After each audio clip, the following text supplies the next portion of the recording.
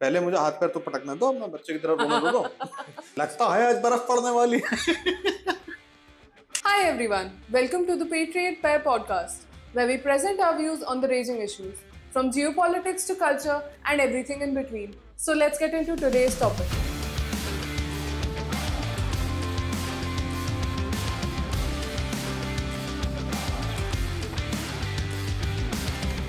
दस साल से पुरानी डीजल कार्स एंड 15 ईयर से पुरानी पेट्रोल कार्स आर इलीगल। अभी रिसेंटली हाउएवर एक आर्टिकल आया है which has a new development, जहां पे दिल्ली में स्पेसिफिकली इन गाड़ियों में जो 10 साल डीजल एंड 15 साल की पेट्रोल वाली हैं, कोई से भी पेट्रोल स्टेशन पे अब आप अपनी गाड़ी, बाइक जो भी लेके जाओगे तो मोस्टली वहीं पे जब्त हो जाएगी। बाय द वे, मतलब गए फिर आपके हाथ से, which basically got us thinking India में थोड़ा बैन फ्रेंडलीनेस की प्रॉब्लम तो है, बिकॉज हर किसी चीज का सोल्यूशन बैन कर दो। कोई भी दिक्कत आए बैन कर दो। कुछ तो है इंडियन गवर्नमेंट्स, उससे पहले ऑब्वियसली ब्रिटिश का तो यही था, पर ये शुरू से इंडिया में थोड़ी सी दिक्कत रही है। सिंस वी गॉट फ्रीडम, तब से फ्रीडम के नाम पे बैनिंग, हमारी पब्लिक सिक्योरिटी एंड सेफ्टी के नाम पे बैनिंग चीजों की बहुत चली है। पब्लिक को बच्चों की तरह ट्रीट करा जाना, या may be sometimes even worse, जैसे कि हमने साइड पे करा था नसबंदी के टाइम पे, तो जानवरों की तरह जो ट्रीट करा गया था, बिकॉज आप अपेरेंटली आपके खुद के अंदर बुद्धि नहीं है, you are not capable of making that decision कि कितने बच्चे करने हैं, और इस तरह से न्यूट्रिंग जानवरों की ही कराई जाती है। मैं पर्टिकुलर सरकार की बात नहीं कर रहा हूँ, हमारी सरकार in the history of Indian governments plural में कुछ ऐसे एक्शन कंटिन्यूस रहे हैं कि अगर ये चीज हमें लगता है कि पब्लिक गुड के खिलाफ जाती है, या लोग इसको शायद इस्तेमाल करें या इसके एडिक्ट हो जाएं, या ये चीज, कुछ चीजें मैं समझ सकता हूँ, जैसे कि केमिकल ड्रग्स हो गए, या कुछ ऐसे पदार्थ हो गए जो कि शायद पब्लिक में अवेलेबल ना होना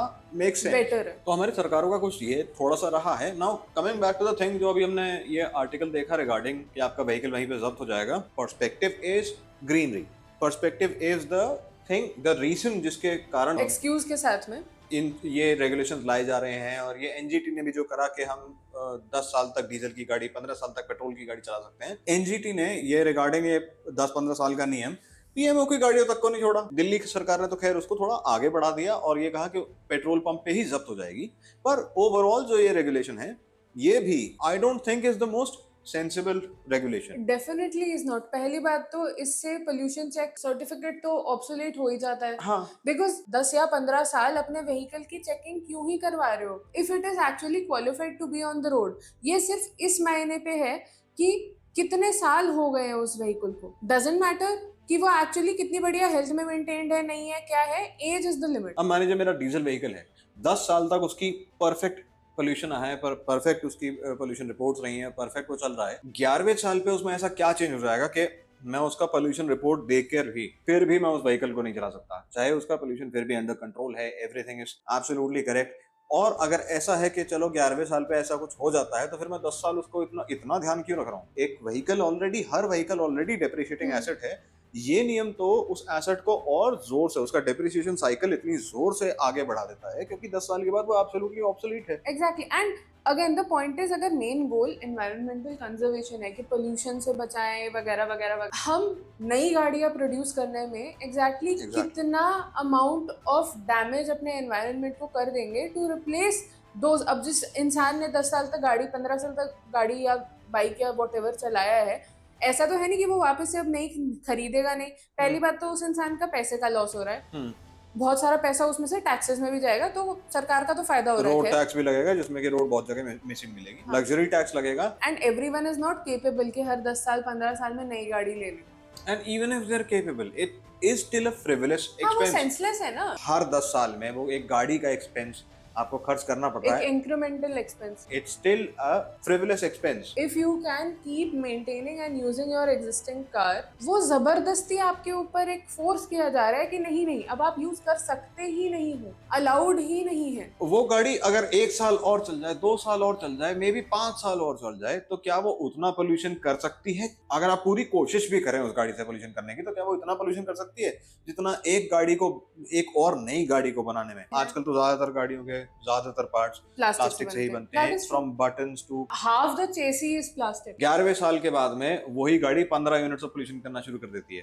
लेट से आप रेगुलेशन निकालते हो, बजाय ये कहने के वो चला ही नहीं सकते, कि अगर आपकी गाड़ी 10 से 11 यूनिट्स ऑफ पोल्यूशन करती है बजाय उसको बढ़ाने के, तो आप उसे 15 साल तक भी चला सकते हो, उसके आगे भी चला सकते Till हो। whenever it is, बस इतना पॉल्यूशन लेवल इससे नीचे होना चाहिए। तो कंपनीज भी सोल्यूशन निकालेंगी, कंपनीज भी ये कोशिश करेंगी कि हमारी गाड़ी लंबी चले। आफ्टर मार्केट पार्ट्स आएंगे, free market will work and find solutions, कि ऐसी चीजें निकालो, ऐसे सॉल्यूशंस निकालो जो एक्चुअली इस चीज को मिटिगेट कर पाए, इंस्टेड ऑफ बीइंग लाइक आसान सॉल्यूशन क्या है, गाड़ी बैन कर दो। Partially I feel like is it also because they want कि गाड़ियों की सेल्स चलती रहे। Yes, they want, want. और कोई सेंस नहीं है इस चीज का। ये एक तरीके से इकोनॉमिक स्टिमुलस है, जिसको एक ये रंग रूप देके, पोल्यूशन का रंग रूप देके ऐसे चलाया जा रहा है। It is very similar to जो एसी वाला रेगुलेशन था, जिसमें हमें इलेक्ट्रिक ग्रिड को स्ट्रॉन्ग करना पड़ेगा, तो उसकी जगह हम ये बहाना लगाते हैं कि एनवायरनमेंट का बहाना हमारे इंडिया में बहुत जगह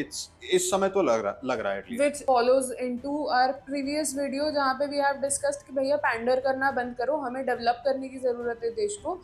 Let's stop being like ओ फलाना देश is trying to be all environmental conscious, तो हम भी करेंगे। या तो अपना डेवलपमेंट हो जाएगा या environmental conscious हो जाएगा, दोनों चीजें साथ में नहीं होने वाली। हमारे अलावा और कोई डेवलपिंग नेशन नहीं है जो इतना एनवायरमेंटल फ्रेंडली होने के लिए तत्पर है। हाँ, सारे में चिल्लाते फिर रहे हैं environmental friendly.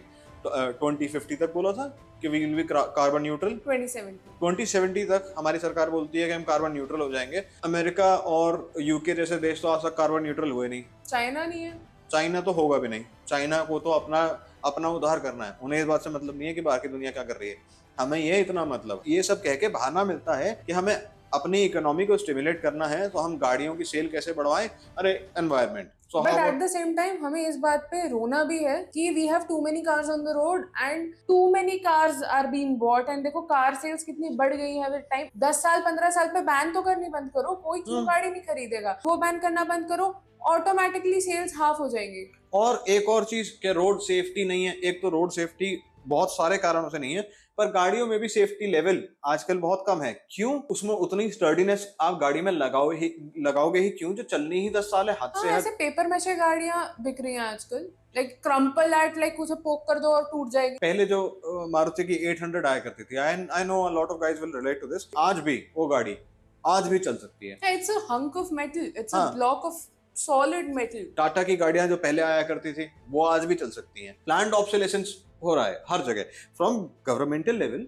To manufacturing level. Cars वाले एंगल में तो it is very obvious how ban friendly India is, but ये बैन फ्रेंडलीनेस काफी और एरियाज में एक्सटेंड होती है, such as liquor bans in multiple states तो फुल ऑन बैन है, but at time to time हम काफी रेस्ट्रिक्शंस करते रहते हैं regarding that, which is very obviously ineffective, क्योंकि जिन जिन स्टेट्स में बैंड है वहाँ वहीं सबसे ज्यादा लेकर तस्करी भी चल रही है। वहां से ही सबसे ज्यादा रिपोर्ट आती है कि कई लोग अनलाइव हो गए, कई लोग लंबी नींद पे चले गए हैं। कच्चा लेकर या अनफिल्टर्ड लेकर या some sort of contaminants जो एक्चुअल लीगल अनरेगुलेटेड चीजें बननी शुरू हो जाती। अगर तुमने रेगुलेटेड चीजों को, उस इंडस्ट्री को जो कि एक वेल रिस्पेक्टेड बिजनेसमैन है, उसको तुमने हटा दिया, अब ऐसा तो नहीं है वो इंडस्ट्री रातों रात बंद हो जाएगी। उस इंडस्ट्री में अब गुंडे स्टेप इन हो जाएंगे। Similar situation happens with also a lot of other stuff, जैसे वेप बैन है। अब वेप बैन में technically what is it, vape यानी e cigarettes and all related product, ये टेक्निकली बैंड नहीं है, इनकी कंजम्पशन बैंड नहीं है। अगर आपके पास है तो आप जी भर के खुल के वेप कर सकते हैं। तो अगर आपके पास वो वेप, वो ई सिगरेट है, आप खुल के कर सकते हैं। However, पब्लिक में नहीं, पर कंजम्पशन उसका यूज अलाउड है, वो बैन नहीं करा गया। लेकिन सरकार ने उसका मैन्युफैक्चर, उसका सेल, उसका डिस्ट्रीब्यूशन, ये सभी बैन कर दिया है। तो अगर कहीं से प्रकट करा सकते हो तो well go for it. Essentially कहने का मतलब है कि कान इधर से नहीं तो इधर से पकड़ लेंगे। बाकी सब कुछ इलीगल कर दिया, बट यूज करना है तो कर लो। वो आपको मिलेगा नहीं कहीं, बट यूज करना है तो कर लो। उसका डिस्ट्रीब्यूशन भी बैन है, तो आप बांट भी नहीं सकते हो। बट यूज करना है तो कर सकते। मैन्युफैक्चर बैन है, तो आप घर पे नहीं बना सकते हो। अगर आपके पास तो कर सकते इतनी नो हाउ है कि आप वो डॉक्टर स्टोन हो और घर पे वेप बना रहे हो, सबसे पहले तो अगर आप डॉक्टर स्टोन हो और सबसे पहला आपका दिमाग में ख्याल है आज ई सिगरेट ही बनाओ, तो kudos to you। Just before this Delhi वाला सिचुएशन विद द कार्स, थोड़ा सा पहले अभी एसी पे डिस्कशन हुआ था, जिस पे हमारा एपिसोड है, गो चेक दैट आउट। उसमें एग्जैक्टली वही करा उन्होंने। टेम्परेचर रेगुलेशन के चक्कर में उन्होंने अब क्या कहा कि एसीज तो बैन नहीं कर सकते, जो ऑलरेडी प्रोडक्शन यूनिट्स आ चुकी हैं उनको हम ऑल्टर नहीं कर सकते, और बड़े बड़े इंस्टीट्यूशंस पे ये रेगुलेशन लगाना, जैसे कि मॉल्स और सेंट्रलाइज्ड एसीज पे मुश्किल है करना, उस पे मुश्किल है। तो उन्होंने क्या करा, ये जनरल पब्लिक, इनके ऊपर हम रेगुलेशन लगा सकते हैं इम्पेंडिंग फ्यूचर में, that is their plan according to this regulation. 2 साल पहले तक याद है खाली ऐड आते थे इस बात के कि 20 डिग्री रखो, उससे ऊपर रखो तो बिजली बचती है। अब वो ऐड अगर काम नहीं करे तो इन्होंने ऑप्शन ही हटा दिया, या हटा देंगे। ये है हमारे बैन फ्रेंडलीनेस, मान जाओ नहीं तो हम मनवा लेंगे। एक और इसी में क्या है, गुटखा बैन। गुटखा बैन में बेसिकली तंबाकू वाला गुटखा जो है विद टोबैको कंटेंट, उसको इलीगल बना दिया गया है ऑल ओवर इंडिया। उसका सेल, डिस्ट्रीब्यूशन एटसेट्रा एटसेट्रा सब कुछ, all the gutkha with tobacco नहीं बिक सकता, कूल। बट उसका वर्क अराउंड क्या निकाल रखा है, अब gutkha companies just started making gutkha without the tobacco content, और पनवाड़ी की दुकान पे जर्दा अलग बिकता है। तो the people who want to basically have gutkha are just buying the tobacco less gutkha, mixing it with zarda, same ही प्रोडक्ट, बस वो अब at site manufacture, last step उसका फिनिश कर रहे हैं। लास्ट मिक्सिंग, उसकी मिक्सोलॉजी वही चलती है। नाउ चलो अब इसकी बात करते हैं कि बैन हमेशा या तो मिसफायर करते हैं, एट बेस्ट मिसफायर करते हैं, या फिर एब्सोल्यूट बैकफायर करते हैं। गुटखे का ही एग्जांपल लेते हैं। ये गुटखे के एग्जांपल पर मुझे हंसी इसलिए आ रही है क्योंकि इससे पहले गुटखे के एड्स हमेशा बैन थे। सभी अल्कोहलिक बेवरेजेस, सभी ऐसे ही पदार्थों के एडवर्टाइजमेंट्स बैन हैं। पहले भी बैन थे, अब भी बैन है। कंपनीज गॉट इनोवेटिव ना। हाँ, उनके म्यूजिक रिकॉर्ड्स के ऐड आने लग गए थे। ऐसे ही अब इन्होंने, क्योंकि गुटखा तो बैन कर दिया है ना, तो गुटखा तो है नहीं वो, तो अब वो माउथ फ्रेशनर अलग मिल रहा है और उसका जर्दा अलग मिल रहा है। तो माउथ फ्रेशनर का तो ऐड कर सकते हैं, तो अब वहां गुलाटियां मार रही हैं। इलायची तो अब लोग गुलाटी मार रहे हैं इस बात पर। लोग अपनी बड़ी सी गाड़ी में जा रहे हैं, सारे फिल्म स्टार आपस में मिल रहे हैं और वहां कूद कूद के डांस कर रहे हैं कि देखो इलायची। I can't get through with this. Same for any alcoholic beverage. सबकी music CD, music whatever, and music से रिलेशन क्या है इस सब का? And I swear for the longest time मुझे तो पता नहीं चला था कि as a kid I was like, I did not know music record album companies ads निकालते हैं। फिर कुछ टाइम बाद में समझ में आया, ओ नहीं, यहाँ कुछ और एडवर्टाइज हो रहा है। तो गुटके वाली बात है, जिसको पेंटिंग बनानी है उसके पास तुमने कलर तो फिर भी छोड़ रखे हैं। एंड दैट इज व्हाई अभी एक्चुअली बैंगलोर के मेट्रोज में they have done this crackdown कि आपको माउथ फ्रेशनर अलाउड नहीं है मेट्रो के अंदर ले जाना, या आई थिंक इवन मेट्रोज के आसपास सेल करना, far as I am aware. ये रिस्ट्रिक्शन क्यों करना पड़ा? आई थॉट ये तो इलीगल है। ऐसा लगता है जैसे 5 ईयर ओल्ड बच्चों से वैसे लेके रख ले रहे, जैसे बच्चा हैलोवीन कैंडी इकट्ठी करके लाया हो, लाइक नहीं बच्चा एक दिन में खा जाएगा सारी, नहीं मम्मी को दे दो।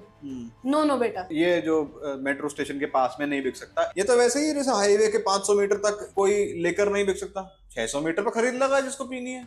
जब इलीगल करने के बाद ड्राई स्टेट में लोग पी के लंबा सो रहे हैं, जिसका ये नहीं पता कि पियो मत पियो, कल उठोगे पता नहीं, वो भी पी रहे हैं। अरे कोरोना में बैन करी थी तो लोग सैनिटाइजर पी गए। सीरियसली, जिसको पीनी है वो पिएगा। वो तो जलेगा ही, इसीलिए तेरे को बोला है दारू नहीं पीने का है, दारू बहुत खराब चीज है। तो अभी तेरे को बैंडेज लगाया। जो इंडिया की टेंडेंसी है to turn into a nanny state, which I have never understood frankly, but जितना ज्यादा और एक्सपीरियंस करने को मिल रहा है लाइफ को, धीरे धीरे और पता चलता जा रहा है, आंखें और खुलती जा रही है कि कितनी गहराई में ये नैनी स्टेट बिहेवियर, और अब तो बल्कि कम हो रहा है थोड़ा धीरे धीरे। लेकिन ये जो हमारे सरकारी बाबुओं के अंदर घुसा हुआ है ना कि मतलब सरकार बदल जाएगी पर बाबू तो वही रहेगा रिटायरमेंट तक। नो, कमिंग बैक टू ये जो हम डिस्कस कर रहे थे कि भाई इन चीजों का, इन बैंस का जो ये मिसफायर करते हैं या बैकफायर करते हैं, गुटके वाले पे ही अगेन फिर से, पनवाड़ी की दुकान है, छोटा सा बिजनेस है बेचारे का, मन लोन लेके ही करा है। मैं कह रहा हूँ अच्छा भी बिजनेस है, वो जैसा भी इंसान है अपना ऑनेस्ट कमाई कर रहा है।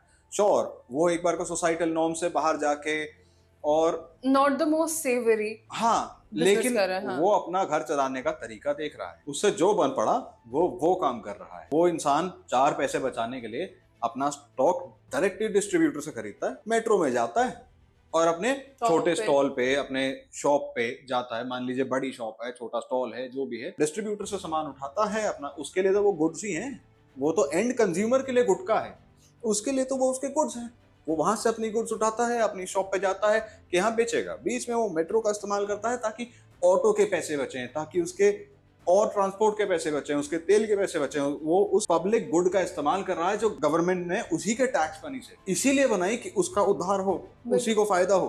अब वो उसी का इस्तेमाल नहीं कर सकता। Why? Because well, just because को उसके पीछे का as such कोई बहुत बड़ा लॉजिक नहीं है, और उसको स्टिग्मा ऑलरेडी है कि वो इस तरह का बिजनेस कर रहा है। सिमिलरली जिनकी लेकर शॉप्स होती हैं, चाहे वो कितने भी अच्छे इंसान हो, कितने भी व्हाइट कॉलर वर्कर हो, उनके ऊपर स्टिग्मा क्या होगा कि ये अनसेवरी बिजनेस है, ये पैसे वाला लेकिन गलत इंसान है, ये डेंजरस इंसान है। पैरेलली इन सब चीजों को इलीगल बना के ये लोगों से बिजनेस का ऑप्शन हटा के गुंडों के हाथ में दे दोगे, that is fine. Now coming to that कि जब जैसे प्रोहिबिशन होता है, again misfire of these ban policies और बैकफायर। जनरली प्रोहिबिशन टाइप का कुछ भी होता है, ये मिसफायर भी नहीं, ये तो सीधा साफ बैकफायर होता है। और ये हिस्ट्री में हम देख सकते हैं, जिन चीजों का एग्जाम्पल लेके हमने करा। आप अगर यूएस का एग्जाम्पल लेंगे, यूएस में ये प्रोहिबिशन ट्राई हुआ था और वहां तो कंट्री वाइड हुआ था। एल कैपोन नाम का गैंगस्टर, इटालियन मॉब, इसी, मैं ज्यादा डिटेल में नहीं जाऊंगा, पर वो इसी प्रोहिबिशन से ही आए। पहले भी इटालियन मॉब का सिक्योरिटी रैकेट चलता था, हफ्ता वसूली एसेंशियली, जो कि हमारे इंडिया में भी कई जगह चलता है। लेकिन वही सिक्योरिटी रैकेट जो इतनी बड़ी चीज नहीं थी, इतना ऑर्गेनाइज नहीं था, वो सडनली जब प्रोहिबिशन हुआ तो उन्होंने, एल कैपोन ने स्पेसिफिकली ये देखा कि एक प्रोडक्ट है जिसकी बहुत डिमांड है, और सडनली सरकार ने सप्लाई बंद कर दी। डिमांड तो अभी भी वही है, सप्लाई बंद हो गई, और सप्लाई भी टेक्निकली बंद नहीं, the product is still there, उन्हीं डिस्टिलरीज में, उन्हीं जगहों पे प्रोडक्ट रखा हुआ है, कंज्यूमर तक नहीं पहुंच पा रहा है। लीगल तरीका बंद कर दिया पहुंचाने का। इलीगल तरीके में दैट मीन्स जो चीज पहले 10 रुपए की बिकती, अब वो 100 रुपए की, 1000 रुपए की बिकेगी। बिल्कुल। और वहां से जो इंसान लीगली पैसा नहीं कमा सकता, वो इंसान इलीगली काम करेगा, तो पूरी तरीके से उस कल्चर में ढल जाएगा, उस कल्चर में बस जाएगा। एक छोटे क्राइम के लिए जब क्रिमिनल जेल जाता है तो बाहर बड़ा ही क्रिमिनल निकल के आता है। बहुत रेयर केस होते हैं कि छोटे क्राइम के लिए क्रिमिनल अंदर गया और एक बेहतरीन नागरिक बाहर आया। सिमिलरली एक बार उस कल्चर में आपने एक पूरी इंडस्ट्री को क्रिमिनलाइज कर दिया, और जो भी कोई उसमें घुसेगा अब तो गुंडा ही बनेगा। अब वो इंडस्ट्री उसको मोनोपोलाइज भी करेगी। Same thing happened in US also. उन्होंने पहले तो इससे अपना एम्पायर बनाया, और फिर वो पुलिस फोर्सेस जो क्रैकडाउन करती उनको खरीदा। फिर उन्होंने लॉबी भी करा कि ये लॉस, ये प्रोहिबिशन लॉस अब रिपील भी ना हो, क्योंकि उनका तो मतलब बैन मत हटाओ क्योंकि हमारा तो धंधा बंद हो जाएगा। हाँ, मैं ये नहीं कहूंगा कि ऐसा चल रहा है कि चलेगा कि क्या है। It is at least N Avenue. वहाँ एक ऐसी सिचुएशन क्रिएटेड है कि अगर कोई गलत इंसान है तो वो उस चीज को एक्सप्लॉइट जरूर कर सकता है अपना गलत एंगल से, एक इलीगल तौर पे बिजनेस चलाने के लिए। बट द थिंग इज, सबसे बड़ी इशू ये है कि ये हमारे कॉन्स्टिट्यूशनली चीज एनकरेज करी गई है एक बहुत वेग टर्म्स में। Article 47 in our Indian constitution basically ये एनकरेज करता है, स्टेट्स को एक हिदायत दी जाती है उसके थ्रू कि आप किसी भी तरह का एक ऐसा पदार्थ, नॉट स्पेसिफाइड कि क्या है, कल को अगर कोई बोले कि भैया आटा भी गलत है तो वो भी कायदे से बैन हो सकता है। ये एक कॉमन थीम है बाय द वे, वेगनेस की। बहुत वेग टर्म्स में ये बोला गया है कि कुछ भी चीज जो आपके सिटीजनरी, आपके स्टेट के सिटीजन्स के लिए गलत है, उसको एनकरेज करा जाता है ज्यादा से ज्यादा आप उसे बैन करो बेसिकली। एंड एटलीस्ट स्पेसिफाई तो कर दो कि आपके क्या बैन। फिर वो तो पर्सनल लेवल पे आ गया ना। कौन डिफाइन करेगा कि वो हार्मफुल है, कौन डिफाइन करेगा कि वो इंटॉक्सिकेटिंग है, ये डेफिनेशंस कब तक अपहोल्ड होंगी, कौन से इंस्टीट्यूशंस की स्टडीज के बेसिस पे होगा। प्रेवलेंट साइंस की भी बात नहीं करी गई है उसमें, ये भी नहीं कहा गया कि as per prevalent science. Again वही मेन चीज है कि इतने वेग टर्म्स में हमारे कॉन्स्टिट्यूशन में ये बात बोली गई है कि इट बिकम्स ऑब्सोलीट कि आप उस चीज को फाइट करो। वो फिर एक बेसिकली एक टूल दे दिया गया है कि गवर्नमेंट अच्छे इंटेंशन किया या बुरे इंटेंशन की अपने मन मर्जी के हिसाब से उस चीज को एक्सप्लॉइट कर सकती है, जो कि हमारे कॉन्स्टिट्यूशन में कॉमन थीम है, ये वेग चीजें रखना।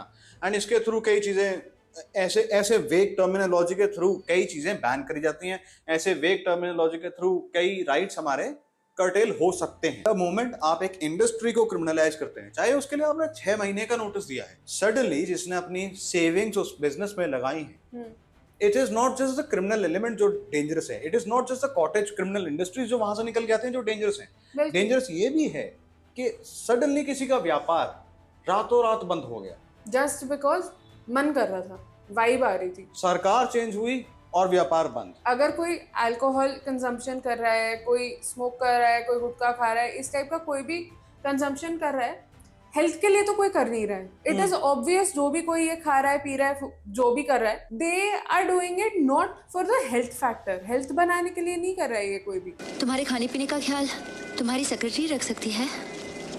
नहीं, वो नॉर्मली मैं दिन में खाते नहीं हूँ, गुटखा खा लेता हूँ ना तो भूख नहीं लगती। तो सब अगर अवेयर हैं ऑलरेडी कि इसके क्या फायदे हैं, क्या नुकसान है, तो हम उनसे वो चॉइस क्यों ले रहे? भैया किसी को जाकर जबरदस्ती अपना नुकसान ही करना है तो मम्मी पापा क्यों बन रहे हो आप? और अवेयरनेस के लिए हर तरीका ऑलरेडी वहां पे है।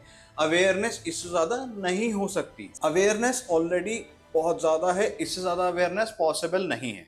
अब अगर कोई कर रहा है तो उसका मन है and that is their right. नहीं, अब वही बात हो गई कि हमने पहली बात तो ये सारा बैन फ्रेंडलीनेस लिया ही उधारी उन यूके लोगों से से है कि इन्होंने हमारे देश को लूट लिया। और UK इन्होंने हमारे देश पे, हमारे नागरिकों पे, जब इन्होंने हम पे राज करा तो इन्होंने हमारे ऊपर कई बैन लगाए और हम आज भी कहते हैं कि इन्होंने हम पे इतने अत्याचारी बैन, इतनी तरीकों से हमें प्रताड़ित करा गया। और आज हम उन्हीं से ये लेसन ले रहे हैं कि अपनी पब्लिक के लिए चीजें कैसे बैन करी जाए। यूके में they have even band paper spray. Paper spray तो अपने प्रोटेक्शन, अपनी सेफ्टी के लिए यूज किया जाता है, वो तक बैन कर दिया है।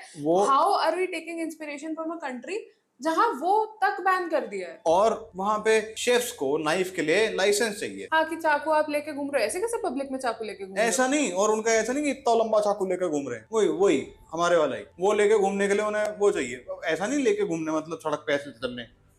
नहीं, यू मीन ऐसे। बेसिकली शेफ वगैरह भी वहां पे बिना लाइसेंस के किचन नाइफ्स भी नहीं कैरी कर सकते। ऐसा नहीं है कि वहां बैन कर दिया तो वहां पे कुछ बढ़िया हो गया। Now they are looking to ban, what is it, samurai swords. हाँ, बिकॉज अपेरेंटली इन्होंने किचन नाइफ्स बैन करे और सामुराई स्वॉर्ड चल रही है। इन लोगों को जेन्युइनली डर है कि निंजा आएगा अटैक करने, ऐसे हुआ। देखो, निंजा की अगर तुमने स्वॉर्ड भी बैन कर दी, वो तो निंजा है, पता कैसे चलेगा? हाँ नहीं, क्रिमिनल तो क्राइम करेगा ही। बैन करने से सिर्फ जो law following, law abiding citizen है वो ही रुकता है। इसी का एग्जांपल लेते हैं, एक जर्मनी में अभी पुलिस वालों को, स्वॉट टीम्स को अभी चेन मेल, अपने बॉडी आर्मर के साथ में चेन मेल पहन के जाना पड़ रहा है। क्यों? चाकू तो वहां बैन है। तो फिर ये क्यों पहनना पड़ रहा है? जो उन्होंने स्पेशली इसलिए पहना है कि ऐसा ना हो जाए कि चाकू से स्टैब हो जाए। वो क्रूसेड पे जाते हुए दिख रहे हैं, बिकॉज जस्ट बिकॉज उन्होंने बैन कर दिया इसका मतलब ये नहीं कि वो बैन हो गए। Similar thing with वेप्स and E cigarettes India में, जस्ट बिकॉज वो बैन कर दिया इसका मतलब ये नहीं कि वो मिलते नहीं है, अब बस वो महंगे मिलते हैं। सिमिलर थिंग विद लेकर बिहार, गुजरात में बैन हो गया, इसका मतलब ये नहीं कि मिलते नहीं है, बस महंगे मिलते हैं। Same thing will happen with ACs कि जो अभी वैसे मिल रहे हैं उसको थोड़ा सा ठीक कराने के लिए फिक्स्ड एसीज, उस पे पैसे और थोड़े खर्च हो जाएंगे। कि वो दिखाएगा 20 डिग्री, करेगा वो फिर भी 16 ही। They will do the same thing with the cars. Technically वो पेट्रोल पंप पे जब्त हो जानी है, जो भी कोई जब्त करने आएगा बजाय पूरी गाड़ी जब्त होने के, बड़क बीम बड़बूम। हाँ, एक काम करो, केक कटेगा सब में बटेगा। जैसा कि अभी पेड़ कटवाने को लेके भी होता है कई जगहों पर, जो कि टेक्निकली अगर आपकी प्रॉपर्टी पे है और आप एनजीटी को नोटिफाई करते हो, स्पेशली अगर वो हैजार्डस है, अगर वो डेंजरस है, तो आप एनजीटी को नोटिफाई करके अपने घर में पेड़ कटवा सकते हो। लेकिन उसमें भी कुछ लोग प्रकट हो जाते हैं जो अपना अपना, हमें पैसे दिए बगैर कटवा लोगे। बेसिकली जिस चीज पे रेगुलेशन है, रेगुलेशन आई मीन बैन है, किसी तरह की रिस्ट्रिक्शन है, रेस्ट्रिक्टिव रेगुलेशन हमेशा ऐसे एवेन्यूज खोलता है जहाँ पे 4 लोग आ जाएंगे अपना अपना हिस्सा मांगने, और कुछ नहीं होता है उस चीज से। 4 लोग बीच में प्रकट हो जाएंगे, अब वो 10 रुपए की चीज आपको 100 रुपए में मिलने लग जाएगी, वो 5 रुपए का काम आपका 20 रुपए में होने लग जाएगा। आपको जहाँ पे अपना काम निकलवाना है, आप एट द एंड थोड़े हाथ पैर मार के निकलवा लोगे। हमारे हिसाब से इस चीज का सोल्यूशन क्या है? सभी सरकारों की प्रॉब्लम है, वो टॉप डाउन सोल्यूशन देना चाहते हैं कि हम लॉ बनाएंगे, कल्चर चेंज हो जाएगा।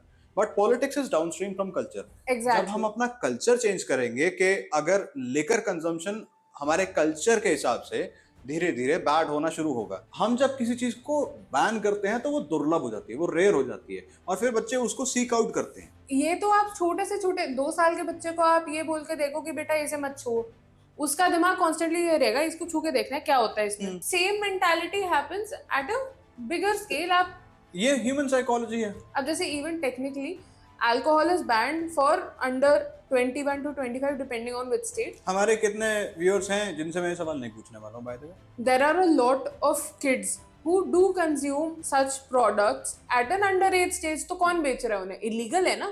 Illegal का मतलब तो होना नहीं चाहिए। See, the problem I have with illegal या bans या ये सब कुछ, जिसको वो रूल तोड़ना है वो तो वैसे भी करेगा ही। आप उसको रूल बदल के उनको कंप्लाई नहीं करा सकते। That is only for the rest of the people जो वैसे भी लॉ अबाइडिंग, जो वैसे भी लॉ अबाइडिंग है। इन चीजों का solution simply instead of top down governance, इसका सोल्यूशन है change the culture. Cultural impact से ही ये चीजें चेंज हो सकती हैं। वो बॉटम अप। हाँ, गो बॉटम अप। ये अवेयरनेस पैदा करो। अगर आपको एनवायरनमेंट का ही करना है जिससे हम सब थक चुके हैं। Again as I said, culture wise ये अपने घर से शुरुआत होगी। तो लेट्स से क्लाइमेट वगैरह वाली बात है, आपको ये है कि ग्लोबल वार्मिंग ज्यादा हो रही है, start at your home instead of going directly गाड़ी के लेवल पे। एक तो ये गाड़ी वाला भी अगर है तो उसमें कि रेड लाइट पे ऑफ कर दी, बीच में एडवर्टाइजमेंट्स वगैरह ये सब चीजें चली थी। अलॉन्ग विद दैट अपना recycling, basically sustainable practices encourage करना is good and at the same time understand कि जो आप सजेस्ट कर रहे हो ना, उस हिसाब से जो इंसान कर ले रहा है वो ही एक्चुअली आप अगर लॉ बना दोगे तब भी वही 4 लोग कर रहे होंगे, सब लोग फिर भी वही करेंगे। छोड़ो यार, डस्टबिन सब जगह अवेलेबल है जहाँ, तब भी लोग अगर सड़क पे कूड़ा फेंक दे रहे हैं, हाउ डू यू एक्सपेक्ट कि सडनली आप कुछ इलीगल, वो भी technically littering is also not allowed, पर सब उस पे कूड़ा फाइन फेंकते है हैं ना, कूड़ा फेंकते हैं। इनफैक्ट उस पे 500 से 2000 रुपए का फाइन है।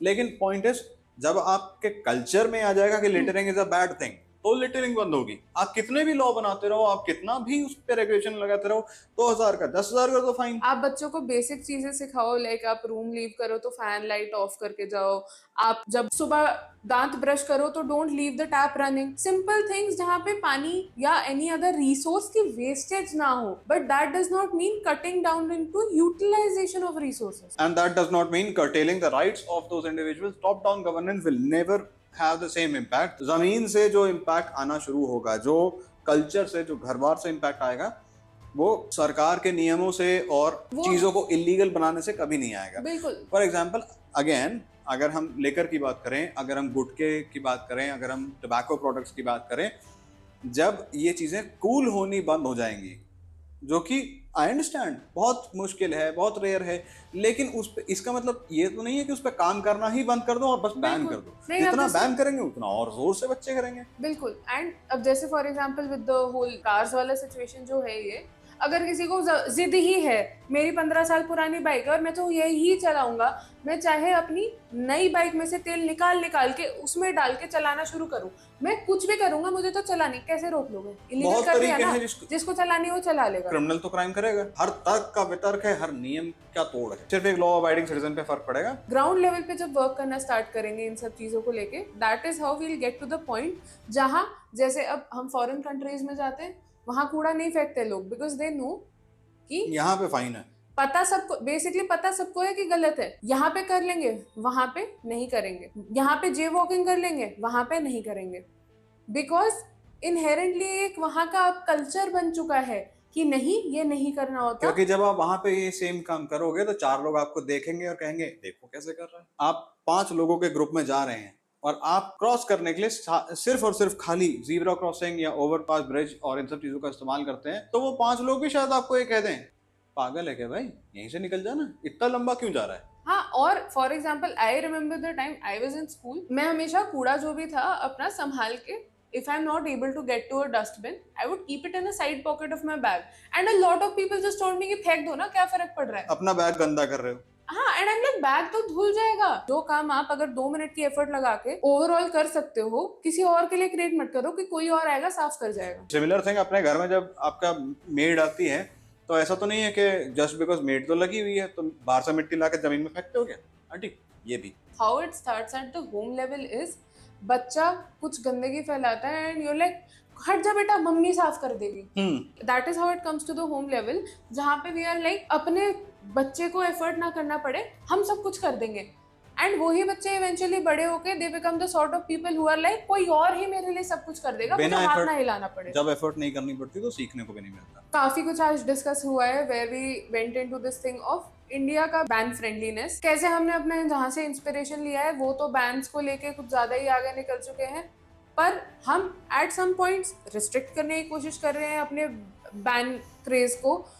हम कई जगहों से रेगुलेशंस हटा रहे हैं, कई जगहों पे हम बेटर कर रहे हैं, हम धीरे धीरे फ्रीडम फ्रेंडली होते जा रहे हैं और बेटर हम कर रहे हैं, which is a good thing and should be encouraged obviously, but at the same time it is true कि काफी लंबी लड़ाई है इस चीज को लेके। वो माइंडसेट अभी है। पैरेलली नई रेगुलेशंस, नए रिस्ट्रिक्शन स्टार्ट करना is not a good step in that direction. What we need to basically see is हम ग्राउंड लेवल पे, अपने घर के लेवल पे ये अच्छी सस्टेनेबल प्रैक्टिसेस को encourage करें, कल्चर को चेंज करें। कोई आपको आके बोले कि ऐसा करो ऐसा करो, आप सडनली नहीं उस चीज में एडजस्ट कर पाओगे। और अगर बदलाव हुआ भी तो वो परमानेंट नहीं होगा। बताने से कोई भी इंसान एक लिमिट तक ही कर जब सकता तक आपके अंदर से वो चीज नहीं आएगी तब तक आप चेंज नहीं कर सकते हो। तो उस चीज को माइंड में रखते हुए I really hope that we keep moving towards good things as a country. हम इंडिया को एक बेटर, मोर फ्री डायरेक्शन में लेके जाएं, जहां हम इतने सारे रिस्ट्रिक्शंस को थोड़ा और कम करें, एटलीस्ट एक रीजनेबल रेजोल्यूशन पे आ पाए इन चीज़ों को लेके, एक एक्चुअली प्रॉपर सोल्यूशन निकाल पाए प्रॉब्लम्स को लेके, and which is not just about ban. That was all for today's topic. I hope आप लोगों को आज का डिस्कशन अच्छा लगा होगा। ऐसा कुछ आपकी लाइफ में हुआ हो जो आपको इन पर्सन कोई सा ऐसा बैन या रिस्ट्रिक्शन जो हम कवर नहीं कर पाए या आपके हिसाब से हमें कवर करना चाहिए था, अगर आप हमें नेक्स्ट टॉपिक के लिए सजेशन देना चाहें, do hit us up in the comments. we do read your comments and respond to most of them as much as we can. Also thanks to all of our viewers for keeping with us for so long, and we'll see you next time.